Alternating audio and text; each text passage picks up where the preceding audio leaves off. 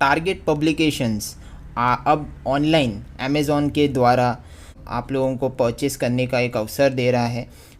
मेरे इस वीडियो के डिस्क्रिप्शन में जो लिंक है अमेज़ॉन का, वहाँ से जाके आप परचेस कर सकते हो। पर्टिकुलरली टारगेट वालों ने मुझे 6 से लेके 10 तक जितने भी मेरे व्यूअर्स हैं वो जा कर के वहाँ से परचेस कर सकते हैं। ऑनलाइन को हम ज़्यादा बढ़ावा दें, ना कि ऑफ़लाइन को, क्योंकि अगर आप ऐसे बाहर जाओगे और इस कोरोना वायरस के शिकार हो जाओगे तो आप लोगों को पता है, आप न्यूज़ देखते हो, आप सोशल मीडिया पर कई वीडियोस भी देख रहे हो जो ट्रेंड हो रहे हैं अभी। मैं नहीं चाहता। जाइए, link is in the description, go and purchase. Thank you so much and take care.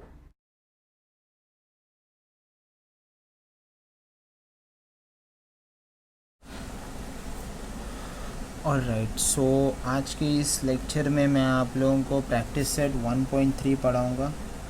Okay, maths 1, lesson का नाम है सेट्स और प्रैक्टिस सेट 1.3 आज हम डिस्कस करेंगे, सम्स डिस्कस करेंगे। प्रीवियस वीडियो में मैंने आप लोगों को subset, Venn diagram, universal set और कॉम्प्लीमेंट ऑफ अ सेट क्या होता है टेक्स्ट बुक के थ्रू मैंने बहुत ही आसान भाषा में आप लोगों को पढ़ाया था। अगर वो वीडियो नहीं देखा हो तो मैं लिंक डिस्क्रिप्शन में दे रहा हूँ, तो वहाँ पर जाके आप देख सकते हो। बिकॉज़ ये देखो, मैं अगर डायरेक्ट ये सम्स अगर आप देखोगे तो आप लोगों को कुछ समझ में नहीं आएगा, फॉर श्योर आपको कुछ समझ में नहीं आएगा। इसीलिए मैं कह रहा हूँ कि आप प्लीज़ वो वीडियो देखिए, या तो टेक्स्ट बुक का इस्तेमाल कीजिए, टेक्स्ट बुक रेफ़र कीजिए, उससे आप लोगों को इजीली समझ में आ जाएगा। ठीक है, प्रैक्टिस सेट 1.3 इसमें देखते हैं। Text book page number 11, text book page number 11 open कर लीजिएगा। इसमें पहला क्वेश्चन है, देखो, if A, wait a second, मैं माइक में इधर रखता हूँ तो परफेक्ट है। Okay, if A is A B C D E, B is C D E F, C is B comma D, and D is A E। Okay, तो ये कुछ दिए गए हैं आप लोगों को, कुछ सेट्स दिए गए ए से लेके डी सेट तक। इसमें आप लोगों को कुछ सब क्वेश्चन दिए गए, जैसे C is the subset of B, क्या ये ट्रू है या फॉल्स है वो आपको आइडेंटिफाई करना है। मैं एक एक लाइन लीव करके यहाँ लिखता हूँ। Is the subset of D। Third one is, जैसे कैमरा एडजस्ट करना पड़ता है मुझे, और कोई प्रॉब्लम नहीं है मुझे। ओके, थर्ड वाला है D is the subset of B, एक हो गया। Fourth, D is a subset of A। Fifth वाला है B is a subset of A। Sixth वाला है C is a subset of A। इतना, ठीक है। अब इसमें हम कंपेयर करते जाएंगे। अभी सबसेट में क्या था, प्रीवियस वीडियो में देखिए, जो लेटर सबसे, अभी देखो C और B का एग्जांपल लेते हैं। C में क्या क्या है, इसके लिए मैंने लाइंस लीव किया था। पहले C का लेटर आ रहा है, इसके लिए लिखा हूँ, और ये एक हुआ। और B का देखते हैं, B का क्या है, C D E और F। ओके, अब इसमें D तो कॉमन है ही, लेकिन यहाँ B नहीं है। ओके, अगर B होता तो ये थ्रू होता।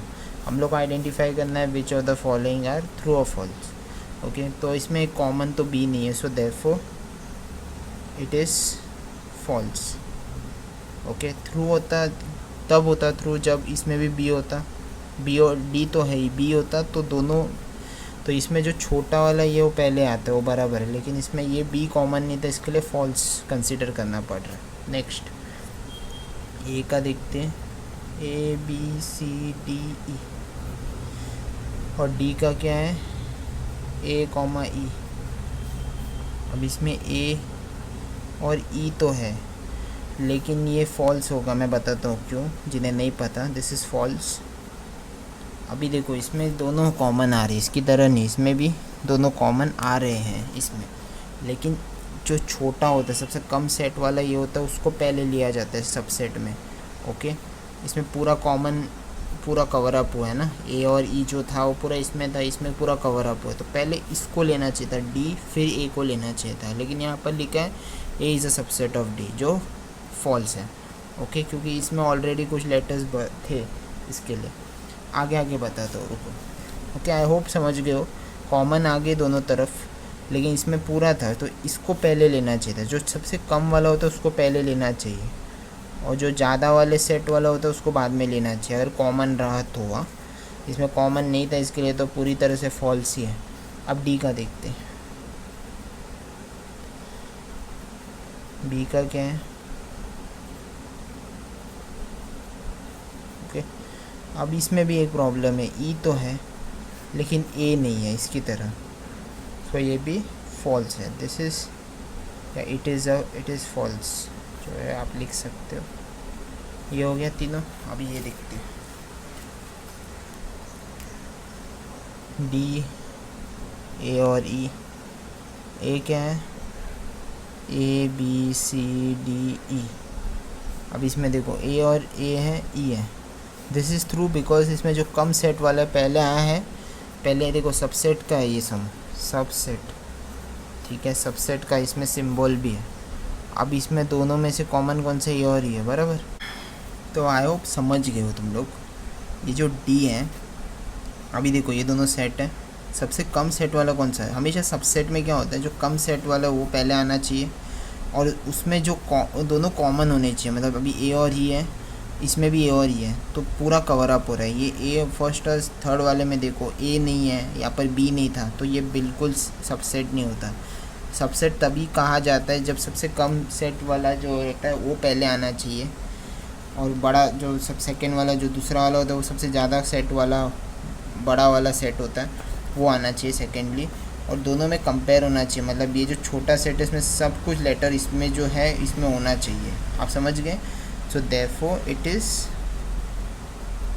ट्रू। ओके, अभी हम बी और ए वाला देखते हैं। बी में क्या था, सी डी ई एफ। ए का क्या है, A B C D E. Okay, अब इसमें भी एक देखने वाली बात है, 1 2 3 4, 1 2 3 4 5, तो सबसे छोटा सेट डी है। Okay, no doubt. अभी बी है, सबसे छोटा सेट डी है। ओके, सबसेट में पहला बी आना चाहिए, ए फिर बाद में आएगा, चलेगा। अब हम कॉमन देखते ताकि वो मैच हो रहा है कि नहीं। सी है, डी है, ई है, लेकिन एफ नहीं है। सो देयरफॉर फर्स्ट और थर्ड वाले की तरह this is also false. Okay, अभी इसमें देखते हैं, सी बी और डी है। ओके, और ए में देखो बहुत सारे A B C D E. Okay, ये देखो दोनों चाहिए सेट्स। अभी इसमें सबसे छोटा वाला सेट लिया है, वेरी गुड, सी लिया है, और ए फिर बाद में आ रहा है सबसे बड़ा सेट। ओके, छोटे सेट को पहले लिया जाता है सबसेट के इसमें, और बड़े सेट को बाद में लिया जाता है। ओके, ये चीज़ क्लियर। अभी देखना कॉमन क्या है, बी और डी आ रहा है कि नहीं, बी आ रहा है, डी भी आ रहा है, सो देयरफॉर दोनों आ रहे, तो it is through. Okay, so I hope समझ गए हो। इसे आप चाहे तो पॉज कीजिए, उसके बाद हम देखेंगे क्वेश्चन नंबर 2। ठीक है, सो क्वेश्चन नंबर 2 इसमें क्या लिखा है, take the set of natural numbers from 1 to 20। Okay, 1 to 20 अपने को नेचुरल नंबर्स लेने हैं एज अ यूनिवर्सल सेट। तो यूनिवर्सल सेट के तौर पर हम 1 से लेकर 20 तक जितने हैं वो नंबर्स लिखेंगे। ऐसे से डॉट डॉट करके मैं 20 ऐसे लिख देता हूँ। ओके, यूनिवर्सल सेट है। मैंने यूनिवर्सल सेट के बारे में भी डिटेल एक्सप्लेन किया था प्रीवियस लेक्चर में, तो वो वीडियो आप देख सकते हो। As I said, link is in the description. Okay, universal set में नेचुरल नंबर्स लेने from 1 to 20, and you have to take x and y, means you have to show the set of x and y using Venn diagram। Okay, तो यहाँ पर कुछ तो ऐसे दिए गए हैं, तो वो पहले देखेंगे। तो पहला वाला क्या है, x का सेट दिया गया है, that is an element of natural number, and वो नंबर 7 और 15 के बीच में होना चाहिए। ठीक है, so this is very simple. Actually देखो 7 से लेके 15 तक, तो मैंने जब भी बताया बिटवीन बोलते हैं ना 7 से 15, तो जो ये नंबर है तो उसके बाद का नंबर लो, 8 9 10 11 12 13 14, मतलब 15 नंबर को नहीं लेना है, मतलब 7 और वो 15 को नहीं लेना है। बिटवीन का मतलब होता है उसके इन दोनों के नंबर्स के बीच में जितने नंबर्स हैं उनको आप नोट डाउन कीजिए, ठीक है, 8 से लेके 14 तक। और यूनिवर्सल सेट भी है ना, तो वो भी लिख दो, मतलब पहले इसमें, और इसमें सब क्वेश्चन 2 रहेगा जो वाई वाला रहेगा। पहले हमको वेन डायग्राम ड्रॉ करना है, राइट, इसके लिए से लेके 20, चलो मैं लिख दिया। अभी हम कैसे इसको आइडेंटिफाई करेंगे, सो मैं इसको पूरा ही लिख देना चाहिए था ना, ठीक है, सिंपल बात है। देखो आपको पहली बात तो यूनिवर्सल सेट आप पेंसिल से ड्रॉ कीजिए, प्लीज़ कभी पेन से ड्रॉ मत करने जाइएगा, वो मैं तो वीडियो में बता रहा हूँ इसके लिए। पहले हम अच्छा सा एक वेन डायग्राम बना लेंगे, ठीक है। ये यूनिवर्सल सेट ऐसे ये पूरा रहेगा, यू लिख दूँगा यहाँ पर, और इसके अंदर आप एक सर्कल बना सकते हो, आपकी जो मर्ज़ी। मैं एक स्क्वायर बना देता हूँ, आप चाहे तो सर्कल भी बना सकते हो, कोई भी ओवल शेप, अंडे का शेप वगैरह वो भी आप बना सकते हो। आपके पास एक्स और यू है तो इसके अंदर मैं एक्स लिख दूँगा। अब एक्स में जो जो नंबर्स है जैसे 8 9 ऐसे डॉट डॉट करके 10 11 12 13 14 ये सब नंबर्स आप लिखे। अब इनमें से अभी इसको छोड़ के बाकी सब लिखो, जैसे 1 2 3 4 5 6 7 8 9 10 11 तो नहीं था, 11 नहीं लेना है। अभी देखो 10 के बाद ये सब है 11 12 13 14 15 16 और सॉरी 11 12 13 14, वेट अ सेकेंड, 8 से शुरू हो रहा है तो मैं कैंसिल करता हूँ, इसके लिए बोल रहा हूँ पेंसिल से करो, आई एम सॉरी। सो जो x का था वो हमने लिख दिया 8 से लेकर 14 तक, 1 2 3 4 5 6 7 ले लो, 8 ये सब स्किप कर दो, इसमें ऑलरेडी है। 14 के बाद है 15 16 17 18 19 और 20, बिकॉज 20 तक था।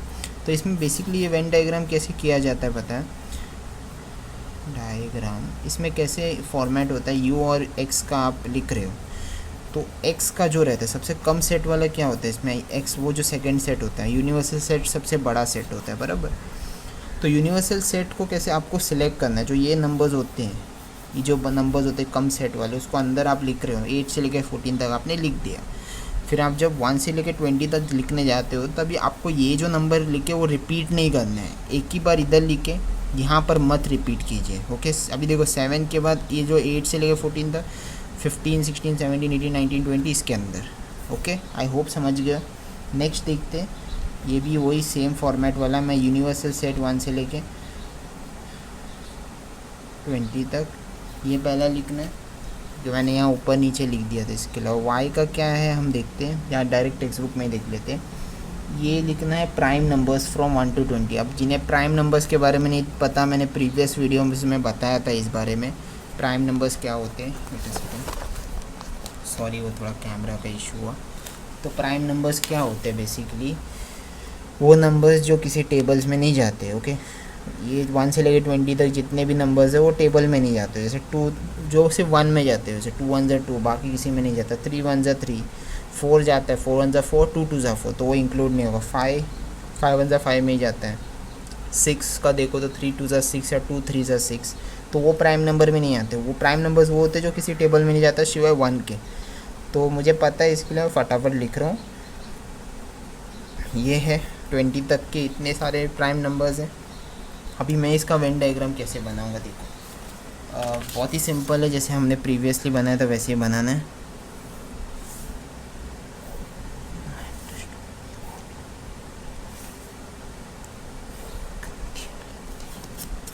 ओके ये हो गया। फिर मैं यू लिख देता हूँ। अभी देखो इसमें आपको सिलेक्ट करना है, जैसे कि वाई वाला, पहले तो मैं इधर एक आप सर्कल भी बना सकते हो, again I am saying this, Y वाला 2 3 5 7 11 13 17 एंड 19। अभी यहाँ पर आप यूनिवर्सल में इन सब नंबर्स को रिपीट नहीं करो। देखो 1 के बाद क्या आता है, 2 तो है, 3 भी है, 4 लेंगे, 5 6 7 8 9 10 11 इधर था, 12 13 14 15 16 17 है, 18, 19 भी है यहाँ पर, 20। तो ये बचे हुए नंबर्स मैंने यहाँ पर लिख दिया बाहर। ओके, तो ये इतना सिंपल है। आप चाहे तो थोड़ा भी कर सकते हो, आप अलग से रफ कॉलम बना के नंबर्स को सिलेक्ट करके फिर आप इसमें अच्छे से लिख सकते हो। ये तो बस रैंडमली मैंने बताया आप लोगों को ये Venn diagram. Okay, so I hope ये क्वेश्चन नंबर 2 जो है आप समझ गए हो। अब हम देखेंगे question number 3। Okay, so question number 3, इसमें क्या है, यूनिवर्सल सेट दिया गया है U 1 2 3 7 8 10 11 12। एक बार क्रॉस चेक करते, 1 3 7 8 9 10 11 12। और इसमें जो P का एक कुछ दिया गया है छोटा सेट, 1 3 7 और 10। अभी इसमें बताया कि शो द सेट, पहला तो इसमें सब क्वेश्चन दिया है कि show the set U P and P complement by Venn diagram.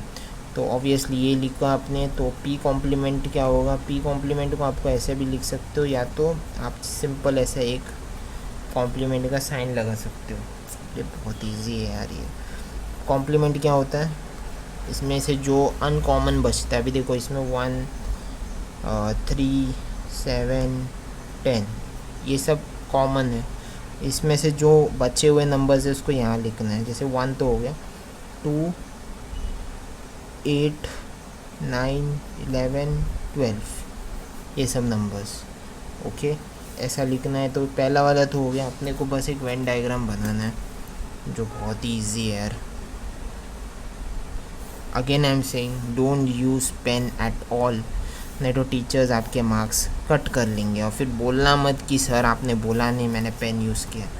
सुनो ध्यान से, ये किया और यहाँ पर मैं एक सर्कल बनाता हूँ रैंडम सा P वाला, अंदर लिखना रहता है बेसिकली, तो मैं अंदर ही लिख देता हूँ, छोड़ो। ओके, एक U और एक P का हो गया।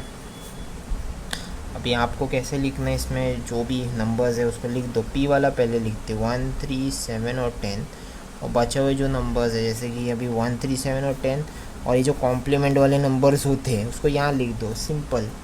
ओके, यूनिवर्सल में आपको भी पता है, अभी हमने देखा था। ये लिखने के बाद जो बचे हुए नंबर्स है इसमें लिख दो। यहाँ पर ऑलरेडी लिखा है ना, 2 8 9 11 12, वैसे फैला के लिख दो, ठीक है, ये इजी है। नेक्स्ट क्या बोला इन लोगों ने कि verify P complement is equals to P। So इसमें कैसे करना है आप लोगों को, ये इस बात का ध्यान रखना है। अभी इसमें वेरीफाई, क्वेश्चन तो देखो, verify P complement is equals to P, मतलब P का जो कॉम्प्लीमेंट उसका भी कॉम्प्लीमेंट। ये मैंने आप लोगों को एक्सप्लेन नहीं किया था, मैंने कहा था जब सम्स करेंगे तब हम देखेंगे। तो वो यूनिवर्सल सेट वो सब लिख दो।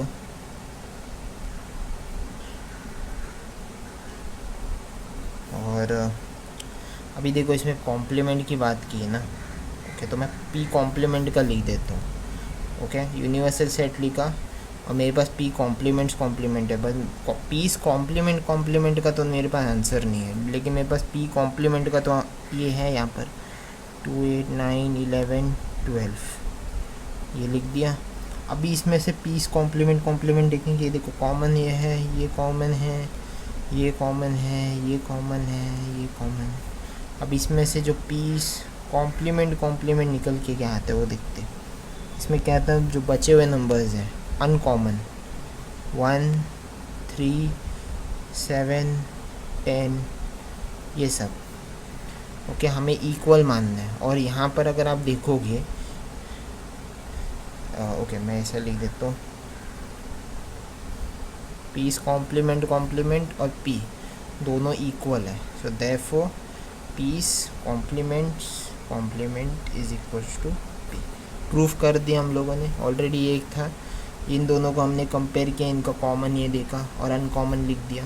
इसका अनकॉमन और इसका ये P का सेट का वैल्यू सब सेम है, तो देयरफॉर इट इज़ इक्वल।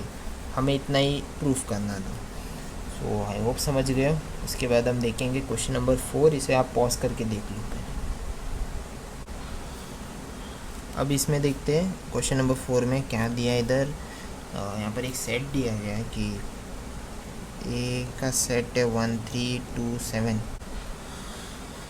सो इसमें अभी क्या कहा है बताएं। इन लोगों ने कहा है कि राइट 3 सबसेट्स ऑफ सेट ए इसका मतलब है कि आप ऐसे लिख सकते, सबसेट्स का मतलब देखो, पहले एक सेट ऐसा 1 का हो गया, फिर 3 का, फिर 2 का अलग से, फिर 7 का, इतना हो गया। फिर आप चाहे तो, मैं बहुत सारे लिख रहा हूँ इधर, आपको तो एनी 3 लिखना है।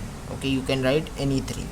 इसमें देखो ऐसे 1 से शुरू करके 1 और 3, फिर 1 और 2 साथ में, फिर 1 और 7 साथ में, ऐसे 1 का हो गया। फिर 3 का देखो, 3 और 1 ले सकते हो आप, ऐसे कई चीज़ें ले सकते हो, ऐसे कोई टेंशन वाली बात नहीं है, कई सारे ले सकते हो, ऐसे कई सेट्स ले सकते हो। देखो 3, 2, 7 एक साथ ले सकते हो, फिर 1, 3, 2 एक साथ ले सकते हो। फिर आप ऐसे, मुझे बोलने की भी ज़रूरत है, जैसे 1, 2, 7 आप ले सकते हो, एनी 3 बोला तो इनमें से कोई भी 3 आप लिख सकते हो। तो बहुत सारे हैं, मैं आप लोगों को इतना ही बता रहा हूँ। ऑल राइट, सो आप पॉज कीजिए, उसके बाद हम देखेंगे मेन क्वेश्चन नंबर 5। अभी आप देख सकते हो क्वेश्चन नंबर 5 में, यहाँ पर इसमें कुछ सेट्स दिए गए, जैसे कि P is a set of Pune, M is a set of Madhya Pradesh, I is a set of Indore, B is a set of India, H is a set of Maharashtra. ये ऐसे सब क्वेश्चन 1 में दिए हैं, वो देखेंगे, रुको। तो आप टेक्स्ट बुक में भी आप ओपन कर किए हो तो आप देख सकते हो। उसमें देखो पहला है पुणे। अब इसमें कैसा होता है, सबसेट्स क्या होते हैं, मैंने कहा था जो बहुत ही छोटा सेट होता है उसको पहले लिया जाता है, और दूसरे तरफ बड़ा वाला रहता है। First a small set and then a bigger set. अभी इसमें दिमाग लगाओ, पुणे किधर आता है, महाराष्ट्र में। ओके, सो पुणे और महाराष्ट्र, ठीक है। पुणे छोटा है और महाराष्ट्र सबसे बड़ा है। Okay, Maharashtra is a universal set और पुणे उसमें एक छोटा सा हिस्सा है, जैसे मुंबई, नागपुर ये सब है, तो पुणे एक छोटी सी जगह है महाराष्ट्र में। ओके, उसी में आता है।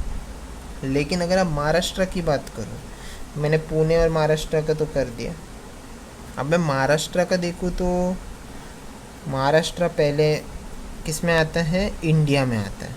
मतलब India is a universal set और महाराष्ट्र उसमें एक छोटा सा हिस्सा है। ओके, सो आप कैसे लिखोगे, P is a subset of M and, अभी M दिया इधर, M is a subset of, अभी यहाँ पर इंडिया के लिए B यूज़ किया है, भारत, सो M is a subset of B, मतलब इंडिया। ओके, इतना हुआ। अभी उसके बाद देखिए, उसके बाद दिया है इंदौर वाला। अब इंदौर किस में आता है, ये दिमाग वाली बात है, इंदौर आता है मध्य प्रदेश में। अगर आप टेक्स्ट बुक में देखोगे तो आप लोगों को पता चल जाएगा, मध्य प्रदेश में। और फिर मध्य प्रदेश किस में आता है, मध्य प्रदेश आता है इंडिया में। ओके, जस्ट लाइक महाराष्ट्र, वैसे ही। अभी इंदौर को कैसे लिखोगे, I is a subset of M, मतलब मध्य प्रदेश है, यहाँ पर M ही दिया ना, और महाराष्ट्र के लिए H दिया था, I'm सॉरी मैंने देखा नहीं। तो अब हम इसको H कंसिडर करेंगे, इसको B कंसिडर करेंगे, इसको P कंसिडर करेंगे और इसको H। ओके, तो इंदौर और मध्य प्रदेश, और Madhya Pradesh is a subset of India, जो B में उन लोग ने रिप्रेजेंट किया। सो आई होप इतना समझ गए हो। तो आपको ये सब लिखने होते हैं, ये चारों, ये हो गया। उसके बाद सब क्वेश्चन 2 देखिए, उसमें क्या लिखा है, which set can be universal set. तो इसमें सबसे बड़ा सेट कौन सा हो सकता है, इंडिया ऑब्वियसली। ओके, तो सबसेट कौन सा हो सकता है, सबसेट कौन सा हो सकता है students, B, that is India. Can be, पूरा लिख दो, can be the universal set. क्यों, क्योंकि इंडिया ही सबसे बड़ा है, उसके अंदर महाराष्ट्र आता है, महाराष्ट्र के अंदर पुणे आता है, और वही दूसरी तरफ मध्य प्रदेश आता है, उसके अंदर इंदौर आता है। तो वैसे आप समझ सकते हो।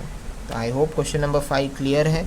आप पॉज करना चाहो तो पॉज कर सकते हो, उसके बाद हम देखेंगे main question number 6। Okay, so question number 6 एक काफ़ी sort of activity type of question है। अगर मैं क्लियरली बता दूँ तो इसमें कुछ नहीं करना है बेसिकली ना। देखो जो सेट दिया है, जैसे सेट ऑफ मल्टीपल्स ऑफ 5, 5 1 5, 5 2 10, मतलब 5 के table. 15 20 dot dot dot dot, मतलब बताया नहीं कहाँ तक रुकना है। फिर अगर आप बी का देखो तो उसमें 7 7 1 7 7 2 14 7 3 21 7 4 28 डॉट डॉट डॉट, यहाँ भी कहाँ रोकना है नहीं बताया गया है। और सी की अगर हम बात करें तो 12 12 1 12 12 2 24 12 3 36 12 4 48 डॉट डॉट डॉट, यहाँ पर भी नहीं बताया कहाँ तक स्टॉप करना है। सो इसमें आपको देखना है कि कौन सा, मैं आपको बता दूँ इसका मेन, इसका फंडा क्या है। और P is the set of integers which are the multiple of 4, multiple of 4, obviously 4 का टेबल आपको यूज़ करना है। P इज़ इक्वल टू, वो भी कहाँ तक रोकना है वो भी नहीं बताया, डॉट डॉट डॉट, ये भी हो गया।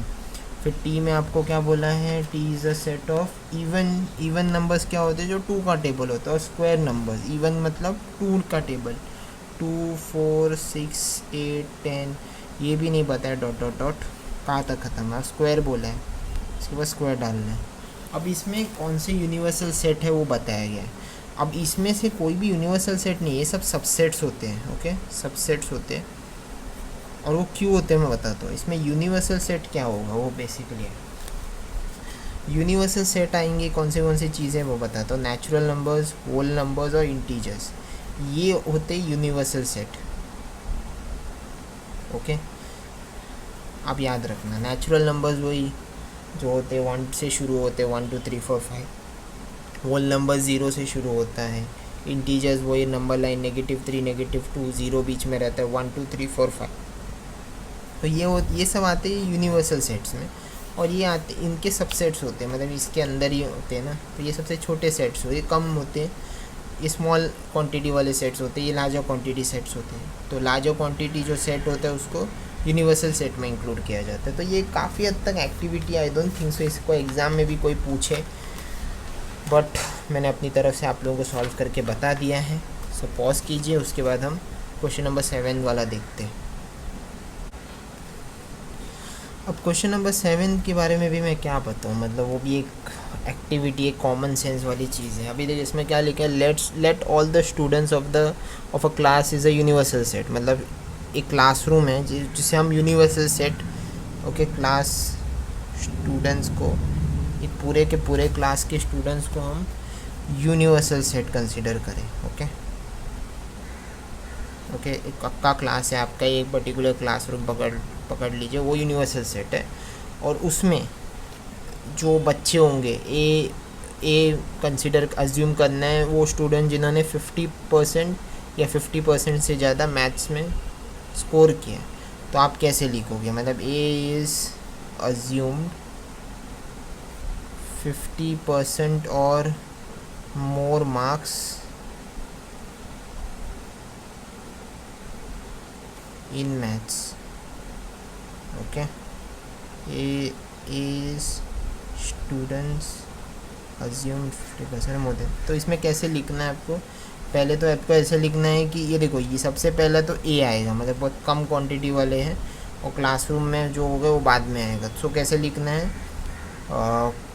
Set A is the set of students who scored, जो भी आप लिखना है, scored less than, अच्छा इधर मोर नहीं लिखा है, और मोर लिखा है, ऑलराइट चलिए, who scored 50% और more marks in maths। Okay, थोड़ा हम बीच में रखते हैं, ठीक है, ऐसे लिखना है। सो अभी के लिए इतना ही। प्रैक्टिस सेट 1.3 जो था मैंने अपनी तरफ से इस वीडियो में पूरा कवर अप किया है। कुछ डाउट हो तो प्लीज़ कमेंट सेक्शन में बता दीजिएगा। So thank you so much for watching.